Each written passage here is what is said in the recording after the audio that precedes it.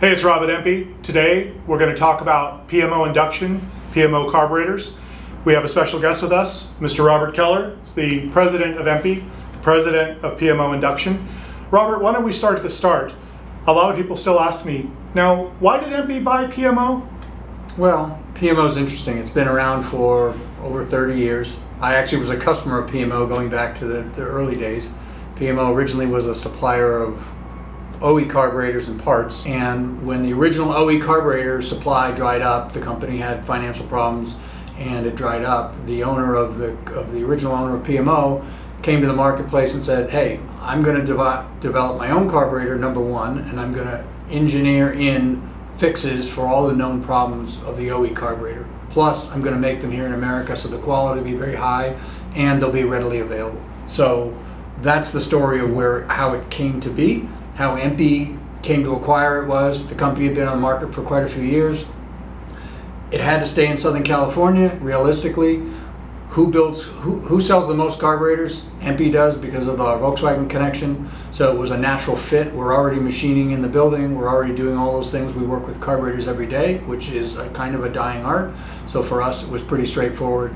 Let's bring that in, save the company, improve availability, but not change the quality or the legacy of product. And so we have a well-designed, well-engineered product that is still made in America, 10 miles from where it used to be made, and we've just made it more available on a regular basis. So. Perfect. Yeah. Perfect. So at the recent PMO Induction open house, the first ever open house, by the way, and it was noted that the previous ownership of PMO, all of these pieces and parts were kind of shrouded in secrecy. So something that EMPI is doing is pulling back the cloak and showing you, the Porsche enthusiast, what really makes PMO Induction better. We've touched on the Southern California roots. We can start with something as simple as sight glasses. Robert, maybe you could share with the audience why that's noteworthy. Well, a couple things. Let's talk about the carburetor itself. This is an investment casting in the USA. It's made on the same tooling as it always was. This is made in an aerospace foundry 10, 20 miles from EMPI. So all the product you see is cast and made here, which gives us a very, very high quality casting, which is the base of anything. And then to go back to your point on the improvements, you start with the base of the carburetor. In the old carburetors, if you wanted to check your float level, you had to remove a plug, you had to put a tool in that most people didn't own, fuel leaked out, et cetera, et cetera. The re-engineered version was, let's put a sight glass in there, and that allows you to literally visually see the float level. And yeah, it's much simpler to check it and to adjust it. There's also some tricks that are done with the floats that make it simpler to adjust than the OE design. So that fundamentally in the body of the carburetor is one of the most visually striking improvements, I would say. Yeah, it certainly makes it easy to identify a PMO Induction carburetor because of the sight glasses. Correct. But I certainly see what you're saying when we look at the OE carb body versus the PMO body. Yeah, I mean, if you notice things like all the passages, all drilled, tapped, and they have set screws, whereas the original, they pressed lead plugs into it. So down the road, if you wanted to service this carburetor, you had to drill the lead plugs out and fish something through there to blow all the passages out. It just made serviceability and manufacturing a little less simple. This carburetor down the road, it will not wear out. It's serviceable much more easily than the OE one, and that's part of the design improvements made. It's beautiful. It's a beautiful piece. Yeah. And I noticed things like where the throttle shafts go through the body, how much more robust these are compared to the OE. Well, that's probably the single biggest improvement that PMO made over the years, as far as the throttle shaft design on the original carburetor, and most carburetors of that era were what they call plain bushed. They run inside a simple bushing that's pressed into the casting, and there's no ball bearing, there's no lubrication. It's metal on metal. There's certain gaps, etc., but as the carburetor gets hotter, those gaps change, and over time they wear out. And the original steel throttle shafts, not only were they two-piece, which we'll talk about in a little bit, but they're riding in a plain bushing. And over years, the millions of times the throttle opens and closes, that aperture wears out, and eventually you get air going in there and you get uneven metering, etc. PMO from day one was always designed with a very heavy ball bearing at the end of a single piece throttle shaft. So there is no wear to have. That bearing is taking all the load, and there is a considerable amount of load because you have springs and diaphragms that are all trying to keep the carburetor closed because the default is closed. So that design does not wear out. The OE, it was a chronic problem that they would wear out very quickly over time. So. And it sounds like between the throttle shaft that you mentioned, we'll talk a little bit more, but the way that this is bushed so robustly, we're going to eliminate a lot of tuning issues that people have talked about, flat spots and off idle and a lot of different variations that the PMO is actually going to eliminate versus the OE. Well, first of all, until recently, they have not made a new OE carburetor in 30 years. So most of the ones that are out there are 30 to 40 years old and have consummate wear with that. They're just, need to be completely rebuilt. There are companies that do it. It actually can cost more to restore a original OE carburetor than it can to replace it with a brand new PMO. You're also talking about an older casting that's been through many, many heat cycles. They're no longer flat, they're no longer true. So the PMO, you're starting with a higher quality casting, and overall they're newer, most of the ones on the market. And so somebody can take their old carburetors, take them off, put a new one on. Yeah, they're going to start with a fresh, clean slate versus something that's compromised or older. So. And that's a great point. Something that I heard quite a bit of when we were at Rennsport late last year, and again at the open house, is for people that truly want to drive, a set of PMOs solves many, many problems. They can take off their original carburetors, they can put them in a box safe in their garage, and know that resale value and period correctness and all those other things, which are important, those are addressed. But for people that truly want to sit in the car, turn the key, and drive and have a really positive performance experience, PMO will solve a myriad of problems that jetting and tuning and rebuilding, you can chase that for many dollars and many hours and still not get the performance that a brand new set of PMOs will deliver. Yeah, I completely agree. And then the carburetor itself, in its design, will flow more air, thus make more horsepower for the same exact configuration as a stock carburetor. It just simply will because of the improvements that were made to the intake aperture, the way the fuel flows, etc. And we can get into those if you want to kind of go over those details. So. Most definitely. No, I want to go deep dive onto this. So let's talk about the carb top. This was something that, even to my untrained eye, it's very, very obvious. I've got the fuel rail is molded in, cast into the carb top versus the good old banjo and hose that eventually are going to wear, they're going to crack. They all leak. Look, this is a 50-year-old design, probably goes back to the original carburetors 100 years ago, and it worked in its day, but they are very prone to leaking. You have every joint that you have any kind of connection is a potential leak. And you've got gaskets here, they all have to be aligned. You've got a rubber hose that perishes over time from heat. You've got connections here. And then you've got these connections here for the float inlets. They all will, over time, or if they're opened and changed or loosened, can leak. The redesign eliminated most of that. You have one single connection here with a hose.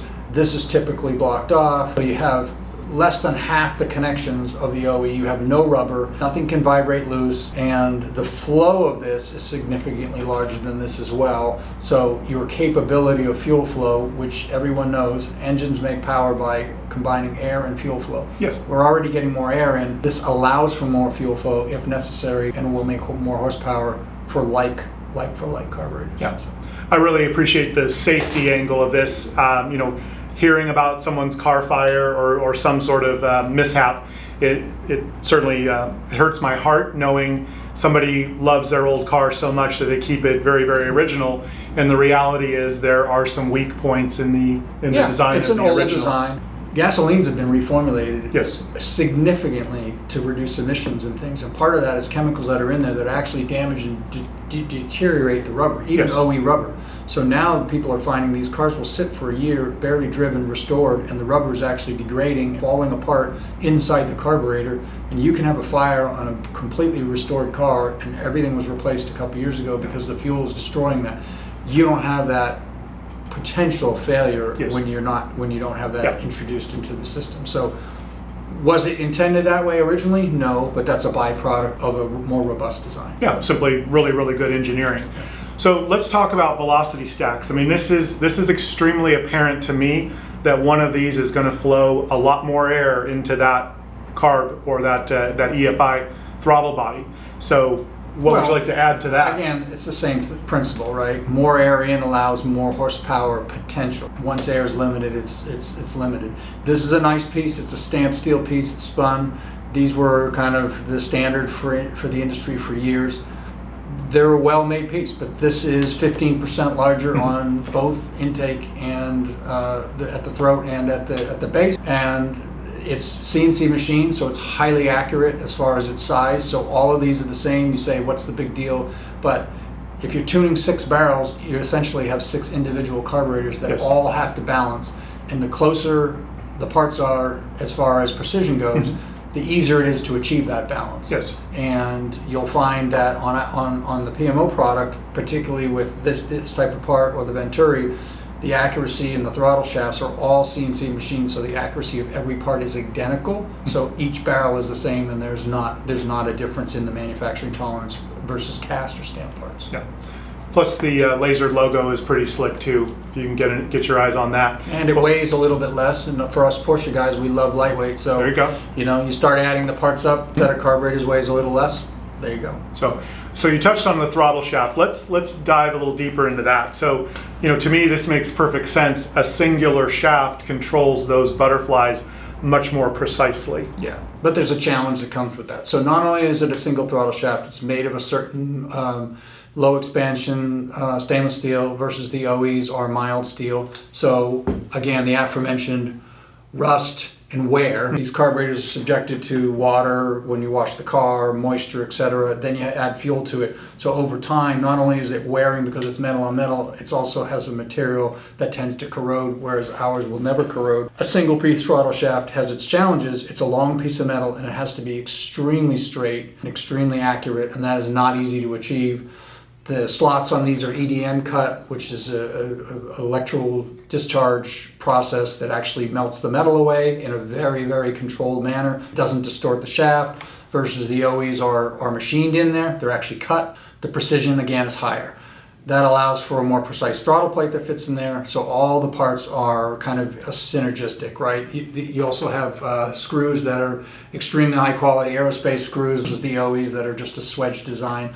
So there was a lot of thought that went into this. The springs, again, you look at the size of the spring, it's a more precise spring and it's a larger spring. You get better return action on your throttle versus the OE. And if somebody's ever driven an old set of Webers, particularly ones that are worn, you kind of have that jerkiness of your throttle. Porsches have this tendency to have that anyways because the engine's in the back and you have a long throttle cable on a lot of linkages, and it's exasperated if this has wear in it, versus PMO is butterfly smooth from day one all the way to 10 years later. It's the same thing because you're riding with one shaft in a highly accurately made 5,000s total run out in ball bearing. It's a brilliant design. It has to be very precise to be made to work. So understood. And then on the floats, relative to what's actually in the fuel, looking at the brass float of the OE versus the polymer version of the float that the PMO uses, I'm assuming the wearability of the polymer float is going to be enhanced? I would say it's not just wear, it's overall fuel metering, and it's also goes to the entire kind of ethos of the PMO carburetor. The internal workings, except for the accelerator pump circuit, are all converted to IDF. This is an IDA design. This is an IDA looking carburetor with mostly IDF components in there. Why is that relevant? The jets are more readily available. There's more choices for the jets.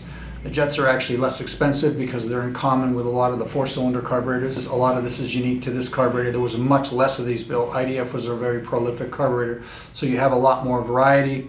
The cost is lower.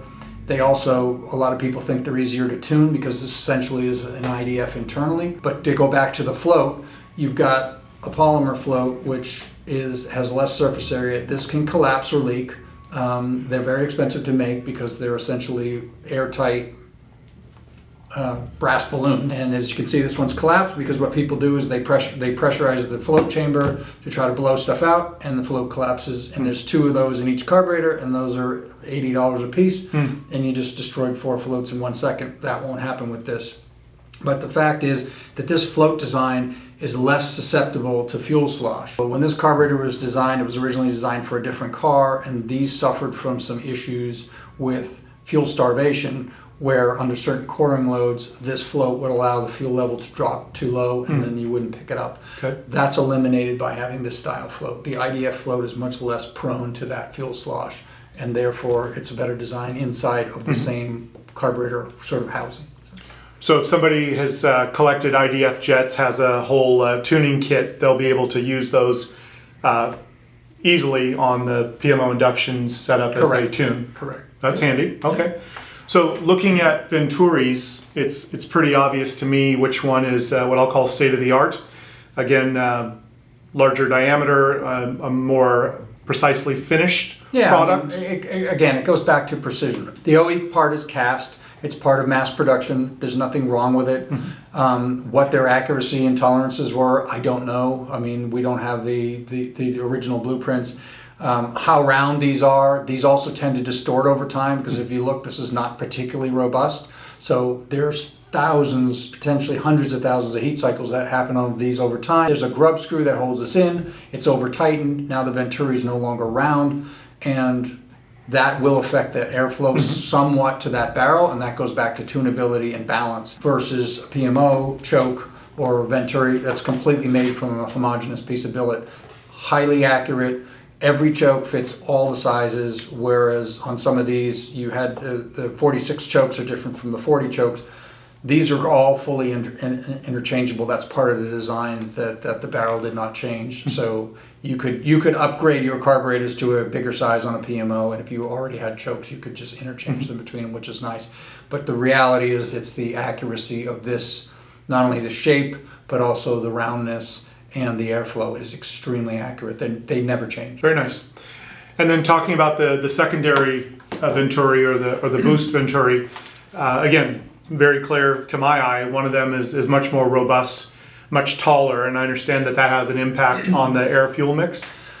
Yeah, I mean, the boost venturi, again, this is just an older design. The original design had a single spring clip that went in there, and it fits reasonably well, but over time, as the carburetor particularly gets hot and expands, this can become loose, and I have seen them where they're so loose, if the top wasn't on, you could pull them out with 2 fingers. Oh. And that will affect the metering to the idle circuit and low-speed operation, which is where most carburetor problems happen. Most carburetor issues are off-idle. So going from idle to accelerating away, you get flat spots. The boost venturi's job is to enrich in the circuit when you're going from an idle condition into a power circuit. The PMO one essentially is, again, a copy of a later design, but this also made taller so you get a better signal at low speeds. The Porsche use some racing tall ones. They're not very common, and they're very expensive to retrofit to an earlier carburetor, but the PMOs have that tall one, so you get the benefit not only of the better signal at lower speed, but you also get the benefit of this ring design, which is more robust, holds it in place better. Therefore, you're going to get better metering at low throttle speeds, or at low throttle openings, I should say. That makes perfect sense. Yeah. So that's really an overview on what makes PMO induction carburetors better, more efficient, more tunable, more reliable, safer than the OE carburetor. Again, we understand and appreciate that if you've got a very valuable 911 and you want to keep it very original, very understandable. What we're asking you to do is give PMO a try, not just for the performance, not just for the reliability, not just for the safety, but if you truly enjoy driving your Porsche, we firmly believe PMO Induction is going to bring you much, much happiness, and your OE carburetors can be safe in a box in your garage until it's time to maybe part with that car and enhance the value by reinstalling your original carburetors.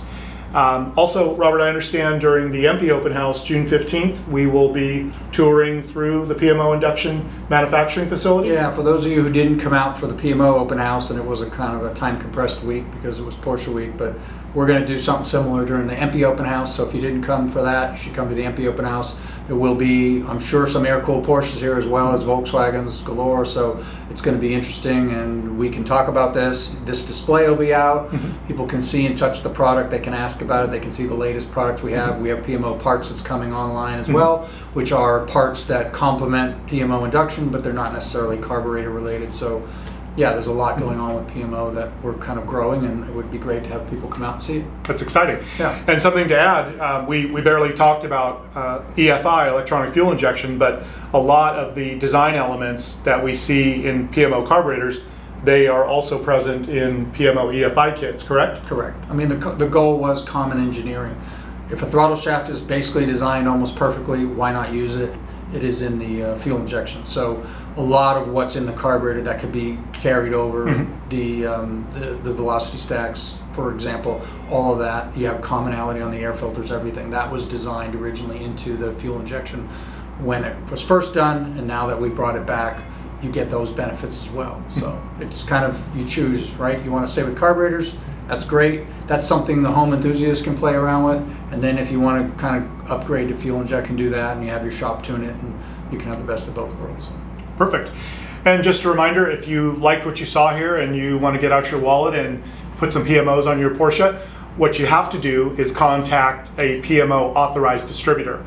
They're located around the world. You can come to www.mpus.com, hit the PMO Induction tab. You can find a dealer. You can hit our dealer locator. You can find a dealer. They can hook you up. They can set you up. They can help you get tuned up. But you have to contact a dealer to acquire PMO Induction parts. So thanks for watching. Thank you. If you have some other questions, please hit us up on Instagram, PMO Induction. And happy driving. Be safe. Have fun.